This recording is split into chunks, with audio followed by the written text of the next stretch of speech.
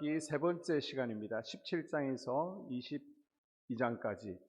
자, 17장에서 27장까지를 보게 되면요, 사울이 하나님의 섭리에 반항해서 다윗과 대적하는 내용이 나오고 있습니다. 먼저 17장에 보게 되면요, 블레셋의 침입이 있었습니다. 자, 1절에서 3절, 블레셋 사람들이 군대를 모아서 이스라엘에 다시 침입해 오게 됩니다. 제가 말씀드릴 때 여러분 성경을 보면서 시간 관계상 다 읽지를 못합니다. 한 장에 한 절 정도 읽을 거예요. 그러면 제가 언급하는 다른 구절들은 빨리빨리 펜으로 줄을 그어두시면 좋을 것 같습니다. 그러면 다음번에 혼자 읽으실 때 도움이 되겠죠.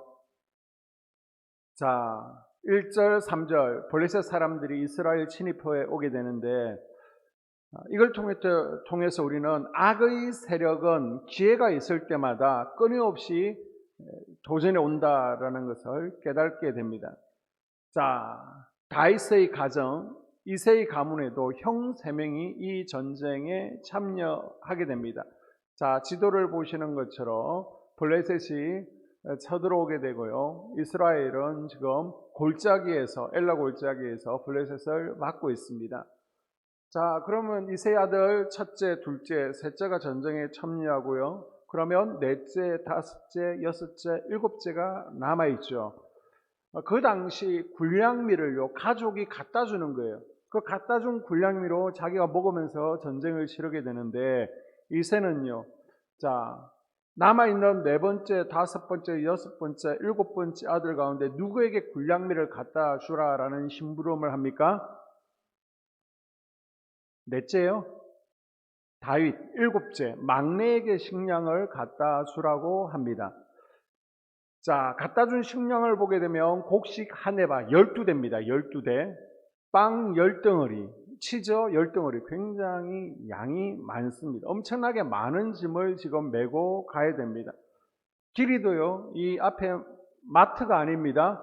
여기서 진잠까지가 제가 보면 6km입니다. 왕복 2번을 걸어서 많은 짐을 지고 왔다 갔다 해야 됩니다. 우리 학생들, 만약 여러분 부모님이 얘야 저 진잠에 뭐 좀 갖다 주라, 걸어서 갖다 주라 그러면 아멘 하겠죠? 예, 난리 날 겁니다. 불평하고, 왜 형들, 누나도 있는데 왜 막내 나를 시키냐고, 차별하냐고 막 난리가 날 거예요. 자, 요셉이 아버지 야곱에게 순종해서 도단 평야로 나아갈 때에 비록 고난은 있었지만 이집트 총리가 될 수 있었습니다. 사울도 아버지에게 순종하다가 사무엘 선지자를 만나고요, 기름 부음을 받았습니다.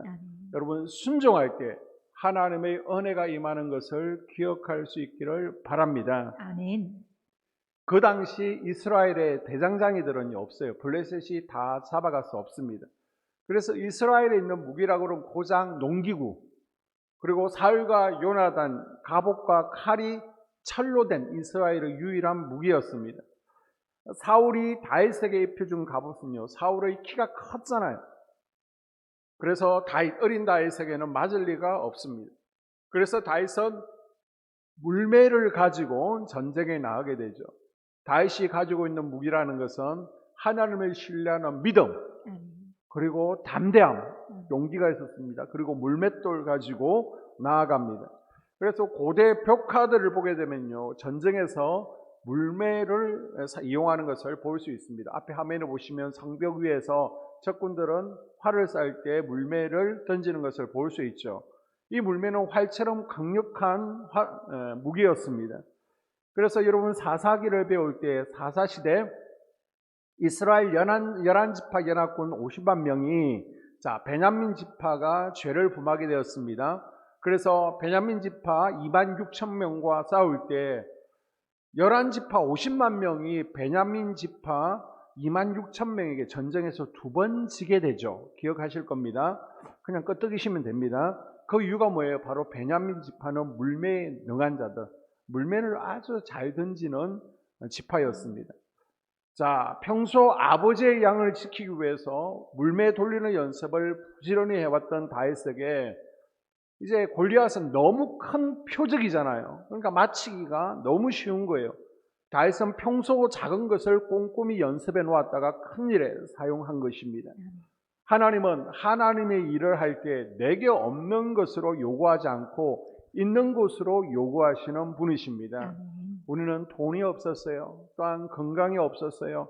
뭐가 없어서 못한다. 다음에 있으면 하겠다라고 합니다. 그러나 하나님은 마른 막대기 하나라도, 차돌 하나라도 그것을 주님을 위해서 사용할 때, 오병이어를 내어놓을 때에 아멘. 역사하시는 분이십니다. 아멘.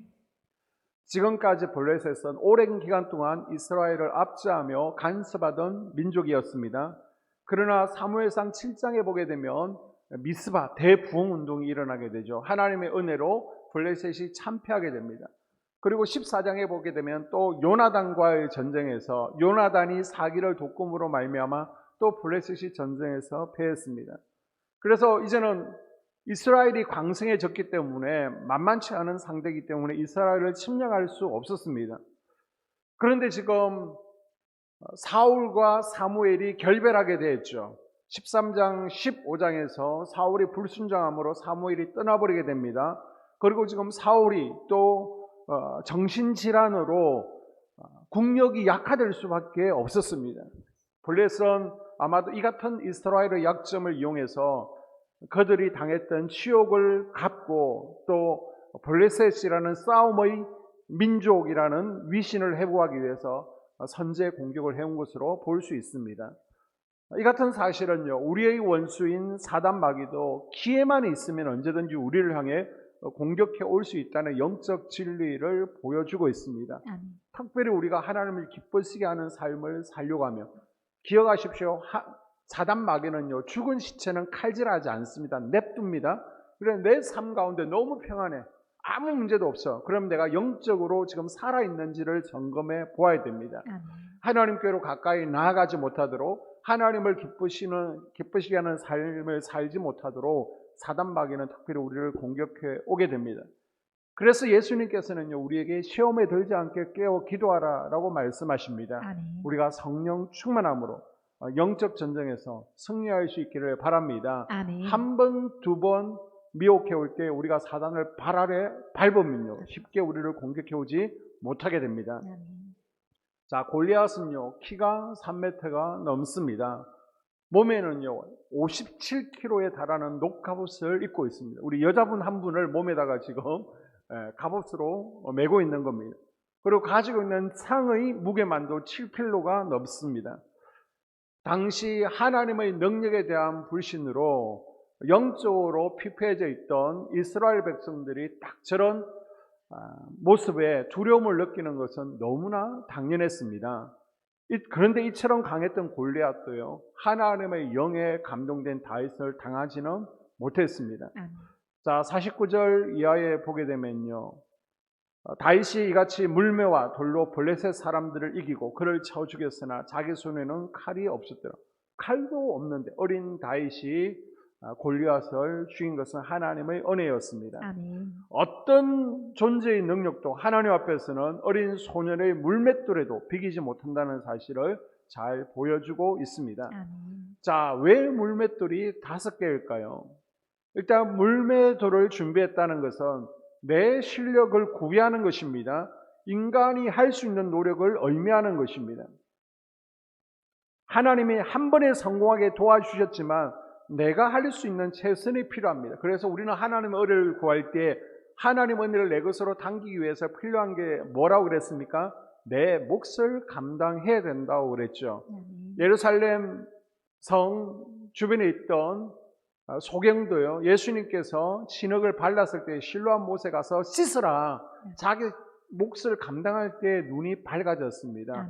우리도 하나님의 은혜를 내 것으로 당기기 위해서는 내 몫을 감당해야 되는 거예요.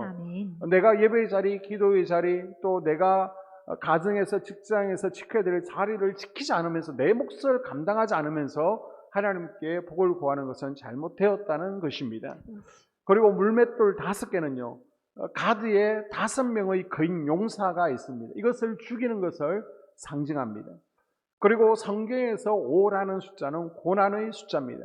그래서 베데스다 연못가에 38년 된 병자가 누워있는데 솔로몬 행각에 있습니다. 그 기둥이 몇 개일까요? 다섯이라고 표현하고 있습니다. 자, 이스라엘 백성들이 굶주리고 있습니다. 그때 몇 개의 떡을 가지고 왔습니까? 5개의 떡. 이런 것은 지금 어렵다, 고난을 당하고 있다라는 것을 보여주고 있습니다. 이 5개로 지금 골리앗에게 또 블레셋에게 고난을 안겨다 준 것이죠. 자, 그리고 나서 45절, 47절에 어린 다윗의 고백을 들어보십시오. 다윗이 블레셋 사람에게 이르되 너는 칼과 창과 단창으로 내게 나오거니와 나는 만군의 여호와의 이름 곧 내게 모욕하는 이스라엘 군대의 하나님의 이름으로 내게 나아가노라. 여호와의 구원하심이 칼과 창에 있지 아니함을 이 무리에게 알게 하리라. 전쟁은 여호와께 속한 것인즉 그가 너희를 우리 손에 넘기시리라. 아멘. 하나님을 신뢰하는 믿음이 확실하다면 그 어떤 것도 두려워할 필요가 없고 아멘. 우리가 낙심할 게 없다는 거예요. 아멘. 우리에게서 두려움과 낙심이 보여지는 이유는 하나님을 신뢰하는 믿음이 부족하기 때문입니다. 자, 18장은요, 다윗이 위기 가운데 처한 나라를 구함으로 이제 역사의 전면에 등장하게 됩니다. 다윗이 이제 정식적으로 정계에 진출하게 되는 것이죠. 또 그 일로 사울의 시기를 받게 되는 내용이 18장에 전개되고 있습니다. 자, 18장 보게 되면요, 자, 1절에서 4절에 다윗과 요나단의 우정이 깊어지고 있습니다. 요나단과 다윗은 서로 마음이 하나 되어 우정을 나누게 되는데, 요나단은 자기보다 나이가 어린 다윗을 자기 생명과 같이 사랑했죠. 3절에 보게 되면. 그래서 자기가 입고 있던 옷뿐만 아니라 군장까지 다윗에게 줄 정도로 다윗을 깊이 신뢰하고 관계가 두터웠습니다. 이 군장이라는 것은 군복, 칼, 활, 띠를 의미하는데요. 고대 용사들이요, 상대를 높이거나 자신의 생명을 상대방에게 의탁한다는 표로 자신의 군장을 넘겨주었습니다. 아버지 사울은 질투에 사로잡혀 있습니다. 그러나 요나단은 지금 사랑을, 우정을 택하고 있습니다. 자, 7절에 보게 되면 사울이 죽인 자는 천천히요 다윗은 만만이로다. 다윗의 이름이 지금 사울을 능가하고 있습니다. 다윗이 온 백성으로부터 사랑과 인정을 받습니다. 박수를 받습니다. 그러니까 사울이 다윗을 시기하고 두려워합니다. 자, 다윗이 골리앗을 죽이고 전쟁에서 승리할 때까지가 다윗이 발 뻗고 자던 시기였습니다. 이제부터 30세 헤브론이 왕이 될 때까지 행복 끝, 고생 시작, 불행 시작입니다. 고난의 연속이 되어집니다. 그래서 8절 이하에 보게 되면 그날 후로 사울이 다윗을 주목하더라. 죽을 때까지 다윗을 원수로 여겨서 죽이려고 합니다.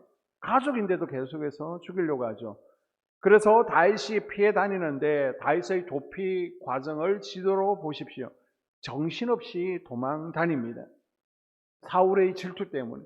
여러분, 질투, 시기 질투라는 것은 단순한 심리적인 감성이 아닙니다. 질투의 배후에는요, 악한 영이 있습니다.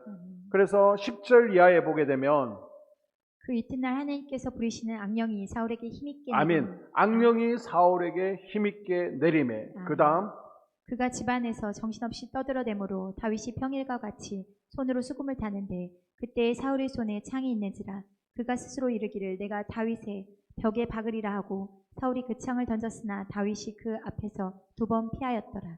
아멘. 아멘. 사울은요, 단순한 영적 공격을 지금 받은 게 아니에요. 전쟁에서, 영적 전쟁에서 이미 진 거예요. 포로가 된 거예요. 질투의 영에게 억압당하고 사로잡혔습니다. 다윗은요, 누구예요?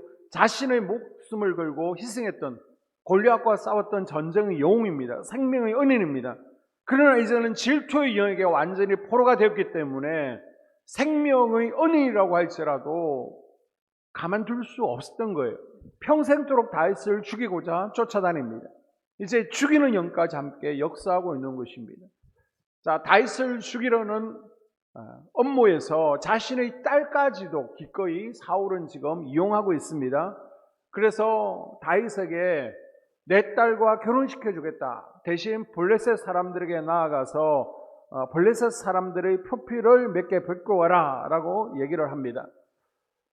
다윗을 죽이겠다는 거죠. 전쟁에 나가서 100대 1로 싸워서 어떻게 이깁니까?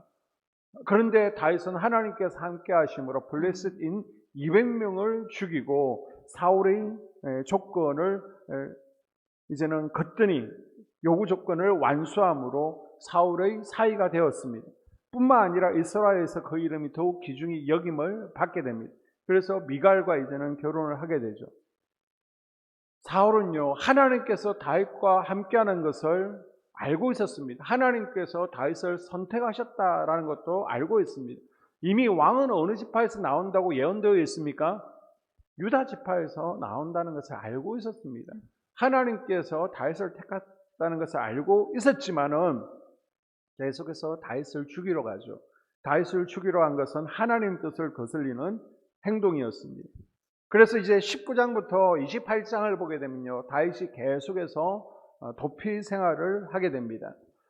자, 19장에 보게 되면 다윗을 제거하려는 두 번째 시도에 모두 실패한 사울이 이제는 공공연하게 다윗을 제거하기 위해서 명령을 내립니다.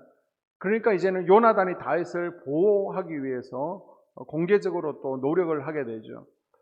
자, 요나단은 사울이 그의 신하들에게 다윗을 죽이라라는 명령을 일절에 내리게 됩니다. 그러니까 요나단은 다윗에게 그 사실을 알려주죠. 그래서 당분간 숨어 지내라라고 권면합니다.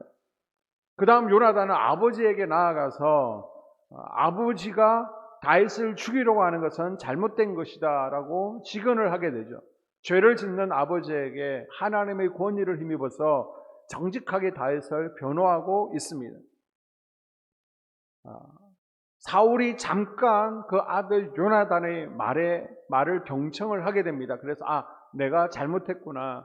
하나님께서 다윗을 택했는데 내가 다윗을 죽이려면 하면 안 되는구나. 그래서 다윗을 죽이지 않겠다고 그 아들 앞에서 맹세하죠.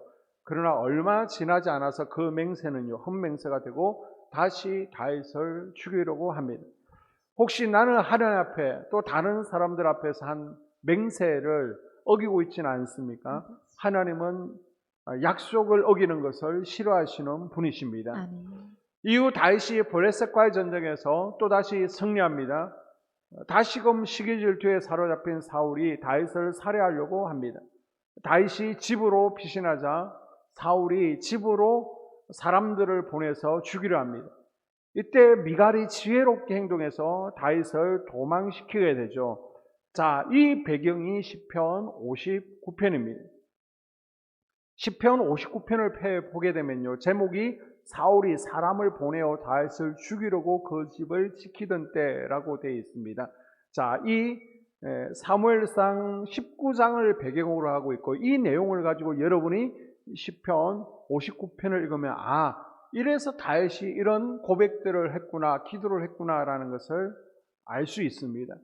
이제 내년에 우리 학생들이 또 골든벨 시험에서 구약에서는 시편만 보게 됩니다. 그래서 시편 내용들은 절반이 다윗의 고백입니다. 그래서 다윗이 어떤 배경하에서 이런 말들을 했는지를 알고 있으면 모르는 내용이 나와도 또 어림짐작을 할 수도 있겠죠. 그래서 조금 집중해서 다윗의 고백들을 여러분이 들어보는 것도 좋을 것입니다.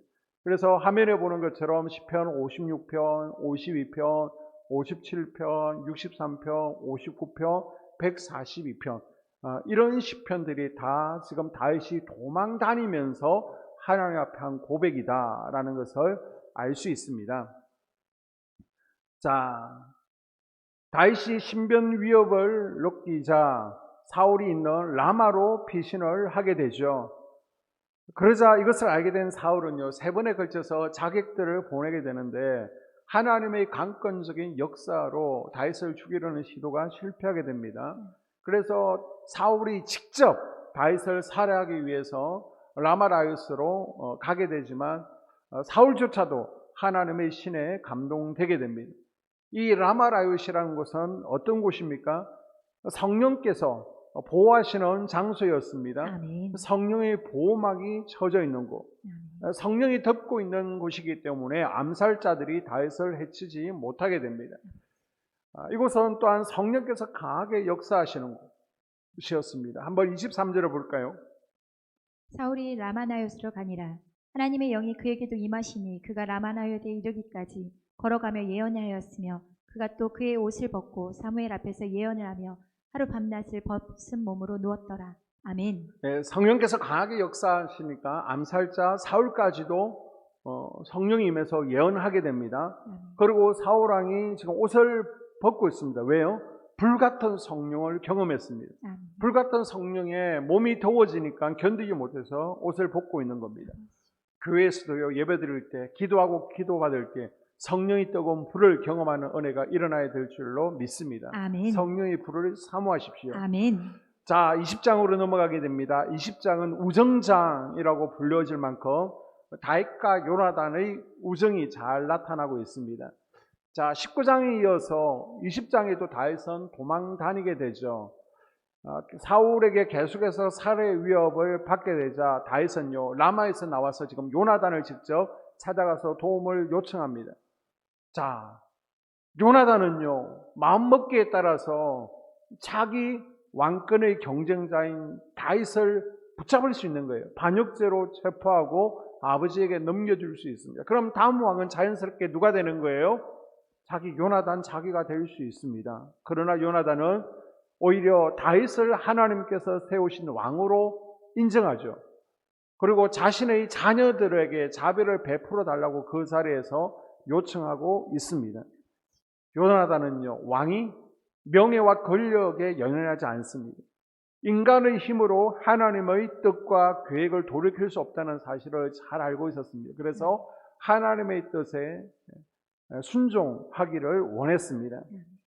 그래서 요나단은 사울의 본심을 알고 다윗에게 전해주기로 약속을 하고요.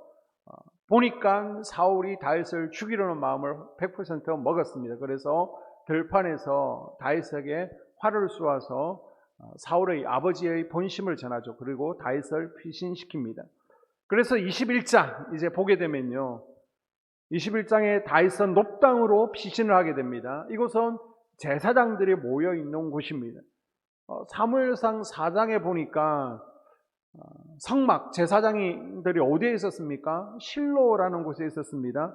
그런데 블레셋과의 전쟁에서 아벡 전투에서 대패하고 엘리 제사장의 두 아들이 죽고요, 실로 성소가 파괴되었습니다. 이때 제사장들이 높당으로 피신해서 임시 성막을 높당에 세우죠. 그리고 제사장 마을을 형성해 있습니다. 다윗은요, 아히멜렉 제사장을 만나서 하나님의 뜻을 묻습니다. 그리고 도움을 구하기 위해서 이곳을 찾아왔습니다. 그래서 제사장으로부터 먹을 것도 구하고요, 또 골리앗의 칼을 구해서 무장을 하게 되죠. 그리고 2절에 보게 되면 다윗이 제사장에게 본의 아니게 거짓말을 하게 됩니다. 자신이 도망 다니고 있다라는 사실을 숨기고 왕의 명령으로 이곳에 왔다라고 말하는데요. 그 이유는 지금 사울의 목자장 도액이 바로 이곳에 있는 거예요. 그래서 다윗이 이곳에 있는 것을 보았기 때문에 아마 거짓말을 하지 않았을까라고 짐작할 수 있습니다. 자, 이때 시편 52편을 기록하게 됩니다. 시편 52편 제목을 보게 되면요, 에돔인 도액이 사울에게 다윗이 아히멜렉의 집에 왔더라 말한 때 바로 이곳에서 시편 52편을 기록을 하게 되죠. 자, 10절 이하에 보게 되면요, 사울의 목자장 도액이 사울에게 일러줄 게 뻔한 거예요. 그래서 더 이상 국내에 있다가는 내가 죽겠구나. 그래서 블레셋으로 망명하자. 블레셋의 한 성읍인 가드로 도망가게 됩니다.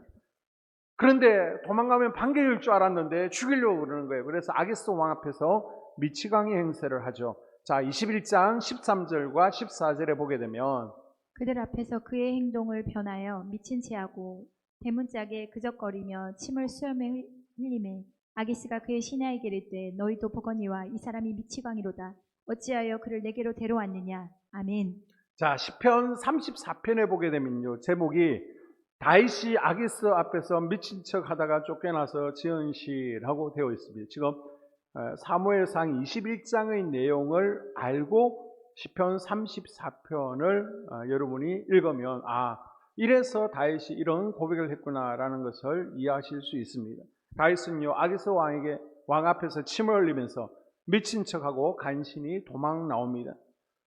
다윗은 왜 이스라엘의 최대 적대 국가인 블레셋 성읍으로 피신했을까요? 다윗은 아마 그가 골리앗을 죽였던 블레셋과의 싸움이 오래전의 일이기 때문에 가드 사람들이 자신을 알아보지 못할 것이다 라고 판단했을 수 있습니다. 이제 다윗이 성장했잖아요. 얼굴 외모가 바뀌었기 때문에 못 알아볼 것이다 라고 생각했을 수도 있고요. 아니면 적대 국가의 장군이 기순한 것을 보고 블레셋 사람들이 오히려 박수치고 환영해 줄 것이다 라고 생각했던 겁니다.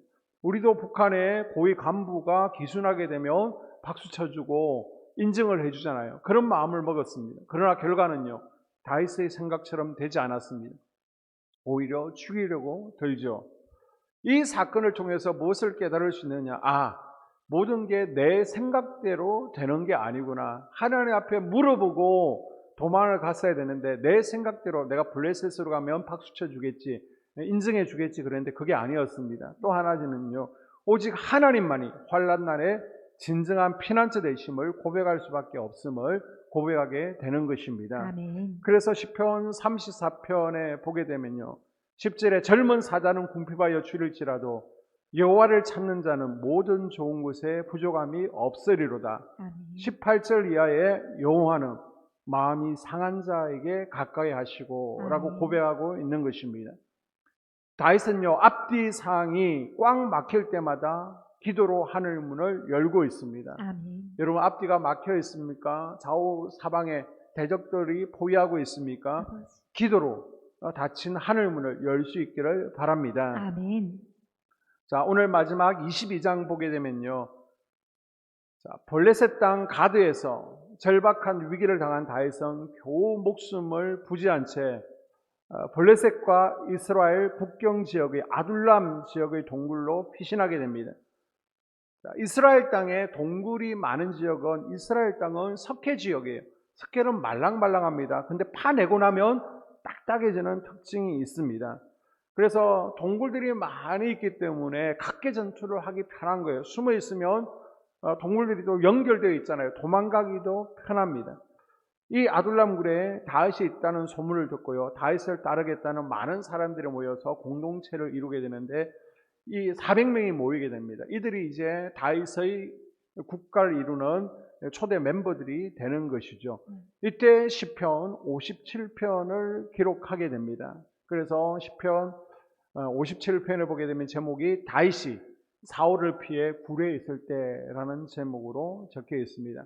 우리가 시간이 되면 시편도 함께 살펴보면 참 좋지만은 그 정도 시간은 되지 않기 때문에 여러분이 참조하시고요, 한번 쭉 읽으시면서 시편을 함께 읽으면 훨씬 이해가 쉬울 것입니다. 자, 이 아둘람이라는 말의 뜻은요, 피난처, 보호처라는 뜻을 가지고 있습니다. 고통당하고 빚지고 또 마음에 상한 자들, 억울한 원한이 있는 이들이 400명이 이곳으로 모였습니다. 그 어디로 피할 곳 없는 이들에게 아둘람굴은 피난처였죠. 쉼터였습니다. 의지할 곳이었습니다. 저는요, 이 땅의 교회들이, 세상과 교회에서 상처받은 영혼들이 편히 쉴 수 있는 로뎀나무 아래의 휴식처, 또 베다니 같은 쉼터, 이 아둘람 공동체가 되어야 된다라는 생각을 가지고 있습니다. 아멘.